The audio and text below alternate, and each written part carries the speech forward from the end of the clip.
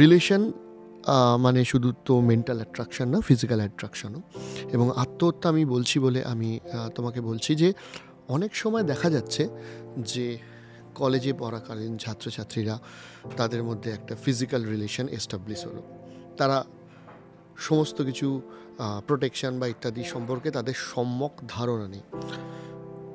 আমাদের দেশে কিংবা বিদেশে কলেজ লাইফেও অনেক মেয়ে হয়তো প্রেগনেন্ট হয়ে গেল, আত্মহত্যার দিকে লিড করছে ব্যাপারটা। অনেকে আত্মহত্যা পর্যন্ত করছে, অনেকে মানসিক ডিপ্রেশনে চলে যাচ্ছে। কারণ এই ঘটনাটা ঘটলে আমি বাড়ির সম্মুখীন হব কী করে, বাস্তবের সম্মুখীন হব কী করে, সেটা নিয়েই তারা অনেক ডিপ্রেশনে চলে যাচ্ছে। এই দিকটায় তুমি যদি একটু কিছু বলো, এটা না হওয়াটাই বাঞ্ছনীয়, হলে কি করতে পারে, এবং যেহেতু তুমি একজন প্রফেশনাল ডাক্তার, তোমার থেকে কি কি অ্যাডভাইস তাদের জন্য?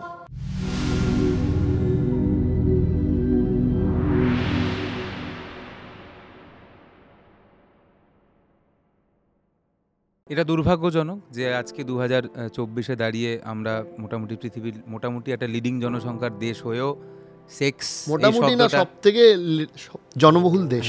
সেক্স এই যদি বলি, আমি জানি না তোমার এখানে কোনো সাউন্ড এফেক্ট হবে কিনা, কিন্তু সেক্স এই শব্দটা বলার সাথে সাথে যারা দেখছেন তাদের কানে ওই রকম একটা, ওই সিরিয়ালে যেরকম আওয়াজ হয় না, ওরকম এখনো হয়। সেটা একটা খুব বাজে ব্যাপার এবং এটাই বিপদ। এখনো কিন্তু তুমি দেখবে যে, খেয়াল করেছো কখনো যে টিভিতে প্যাকেজড মিল্ক, যেগুলো বাচ্চাদের, অনেকে যারা মায়ের বুকের দুধ খেতে পারে না তাদের জন্য যে দুধ মিল্ক পাউডার পাওয়া যায়, তার অ্যাড তুমি দেখো না টিভিতে। আচ্ছা। কিন্তু কন্ডোমের অ্যাড দেখো, এবং খুব অস্বস্তিকর হয়। আমরা যদি মা বাবার সাথে বসে থেকে আমরা ওখান থেকে সরে যাই বা আমরা অন্যদিকে তাকিয়ে থাকি, এটা এরকম দেখো তো। এর কারণ কি? তার মানে আমাদের সব সরকাররা কিন্তু চেষ্টা করছে যে সেক্স জিনিসটাকে নরমালাইজ করতে। সেই জন্যই কিন্তু কন্ডোমের এত অ্যাড আসে, ওইটার অ্যাড আসে না। কারণ মায়ের বুকের দুধ খাওয়াটা প্রথম 6 মাস খুব ইম্পর্টেন্ট, সেটা ছাড়া তার কোনো অল্টারনেট নেই। সেই জন্যই ওটার অ্যাড আসে না, কারণ প্রমোট করা হচ্ছে যে মায়ের বুকের দুধ খাও প্রথম 6 মাস। এবং তার সঙ্গে এটাও প্রমোট করার চেষ্টা হচ্ছে যে কন্ডোম ইউজ করো সেক্সের সময়।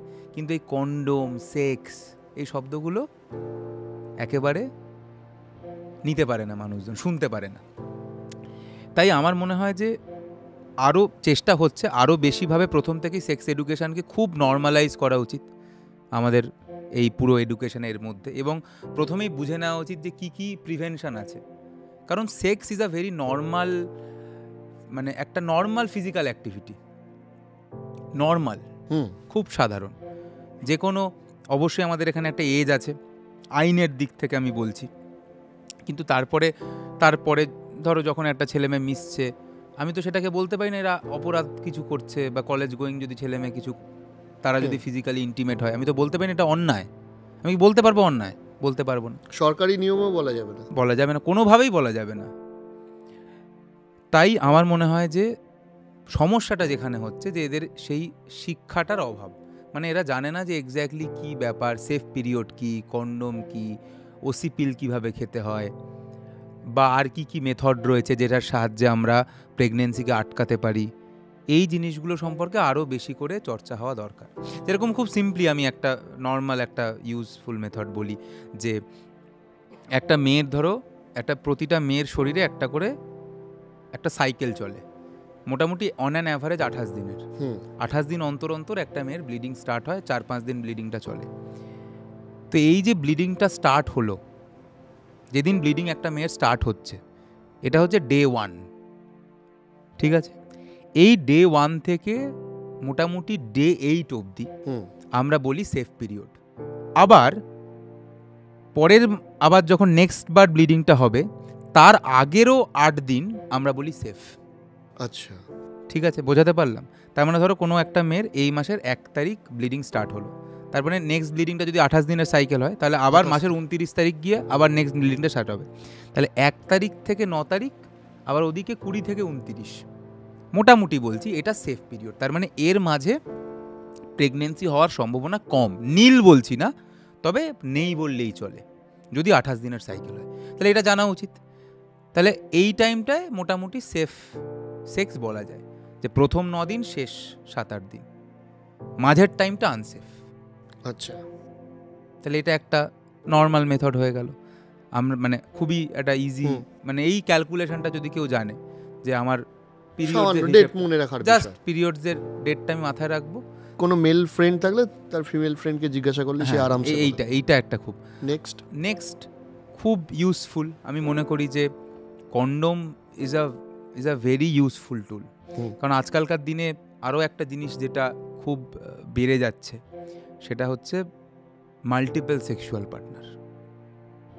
এটা তুমি নিশ্চয়ই দেখে থাকবে। মানে একজনের কিন্তু আগে যেরকম একজনই থাকতো যাকে বিয়ে করতো সেই, এখন কিন্তু মাল্টিপল সেক্সুয়াল পার্টনার হয়েই যাচ্ছে, ফলে এসটিআই সেক্সুয়ালি ট্রান্সমিটেড ডিজিজ। তাহলে আমার কাছে এমন একটা অস্ত্র আছে যেটা একসঙ্গে দুটো জিনিসকে আটকায়, প্রেগনেন্সিও আটকাবে, আবার সেক্সুয়ালি ট্রান্সমিটেড ডিজিজও আটকাবে।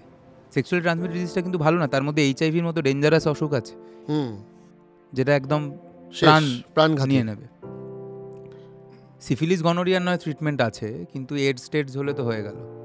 তাহলে আমি একটা সামান্য একটা বিনা পয়সার টুল বা 10-20 টাকাতে একটা জিনিস পাওয়া যায়, সেটা যদি আমার সেক্সের সময় ব্যবহার করি, তাহলে আমার সব দিক থেকে রক্ষা হয়ে যায়। কিন্তু এটা ইউজ করতে লোকে চায় না। সেটা হচ্ছে কন্ডোম। ভারত সরকার ফ্রিতে দেয়। তুমি যে কোনো মেডিকেল কলেজে যাবে, তুমি দেখবে ওখানে কন্ডোম ভেন্ডিং মেশিন লাগানো আছে ফ্রিতে। তুমি সুইচ দেবে, কন্ডোম বেরিয়ে আসবে ফ্রি। নিরোধ নামে পাওয়া যায় ভারত সরকারের। আর এমনিতেও কন্ডোমের দাম সস্তা, মানে একদম মিনিমাম দামে কন্ডোম, বা দামি তো পাওয়া যায়, কম দামিও পাওয়া যায়। তাহলে এই কন্ডোম যদি কেউ ইউজ করে, তাহলে একদিকে সে তো প্রেগনেন্সি আটকালো, আর একদিকে সেক্সুয়ালি ট্রান্সমিটেড ডিজিজ আটকে দিল। এইখানে একটা প্রবলেম আছে, মানে অনেক বয়স্করা বা আমাদের বয়সী হয়তো যারা আছে তারা বোকা বোকা ভাববে, কিন্তু আমি তো অনেক টিনেজারদের সাথে মিশি, এদের দোকানে যাওয়াটা একটা, মানে এটা কিন্তু জেনুইন প্রবলেম। এটাই তো আমি এটা তো শুরুতেই এলাম, ট্যাবু আমাদের দেশে আছে, এগুলো সবটাই ট্যাবুর পার্ট। হ্যাঁ, এই দোকানে লজ্জা পাচ্ছে, হ্যাঁ, একটা প্যাড কালো প্যাকেটে মুড়ে দিচ্ছে। ধরো একটা কলেজ গোয়িং ছেলে কন্ডোম চাইতে যায়, এইটা সে অপেক্ষা করছে দোকানের বাইরে অনেক, কখন ফাঁকা হবে, এবং গিয়েও প্রথমে কন্ডোম বলবে না, প্রথমে বলবে দাদা প্যারাসিটামল আছে। ও আচ্ছা প্যারাসিটামল, আচ্ছা আর প্যান40, ও আচ্ছা তাহলে দুটো হলো কত টাকা, 50, 100, ঠিক আছে আর একটা দিয়ে দাও তো, একটা দাও ওটা।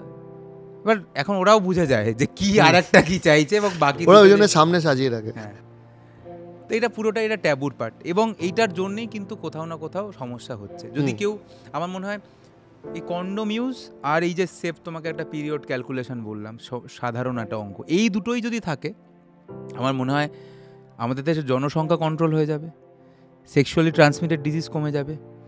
এবং এই যে তুমি বললে যে ভুল করে প্রেগনেন্ট হয়ে যাওয়া, এর অনেক খারাপ দিক আছে। তুমি এটা ছেড়ে দাও, মানে সুইসাইড ডিপ্রেশনের পার্টটা ছেড়ে দাও। একটা মেয়ে 21-22 বছরে প্রেগনেন্ট হয়ে গেল, হ্যাঁ, সে ডিপ্রেশনে নেই, ধরো সে বাড়িতে তো জানাতে পারবে না, সেটা স্বাভাবিক ব্যাপার। ধরো অনেকে আমাদের সোসাইটিতে অসম্ভব, এখন অবধি সেটা হয়নি। যে জানাচ্ছে, যার মা বাবা খুব সাপোর্ট করতে, সেটা তো খুব ভালো ব্যাপার, কিন্তু সেটা এক্সেপশন, এখনো একদমই এক্সেপশন। তো সে জানাবে না। এবার এই নয় যে সে ডিপ্রেশনে চলে গেছে বা এরকমও নয়, কিন্তু তুমি ভাবো এইবার সে কি করবে, বাচ্চাটাকে নষ্ট করতে চাইছে, যেটাকে আমরা বলি অ্যাবর্শন করতে চাইছে। সেইটার জন্য সে ধরো প্রপার যদি কোনো হাসপাতালে যায়, সেখানে হয়তো তার মা বাবাকে ডাকবে, সে সেইটার মধ্যে ঢুকতে চায় না। সে একটা কোথায় গলিঘুজির মধ্যে গিয়ে একটা আনহাইজিনিক এতে গিয়ে অ্যাবর্শন করতে গেল, এবং সেইটা হয়ে গেল সেপটিক অ্যাবর্শন। তখন তো তার প্রাণ সংশয় হয়ে যাবে। ডিপ্রেশন তো আলাদা কথা, কিন্তু এটাও তো একটা হতে পারে। তার মানে আমি যদি সিম্পলি একটা কন্ডোম, যেটা বিনা পয়সায় পাওয়া যায় বা একদম মিনিমাম টাকায় পাওয়া যায়, আর তার সঙ্গে একটা পিরিয়ড ক্যালকুলেশন করি, তাহলে আমি সমস্ত কিছু থেকে মুক্তি পাবো।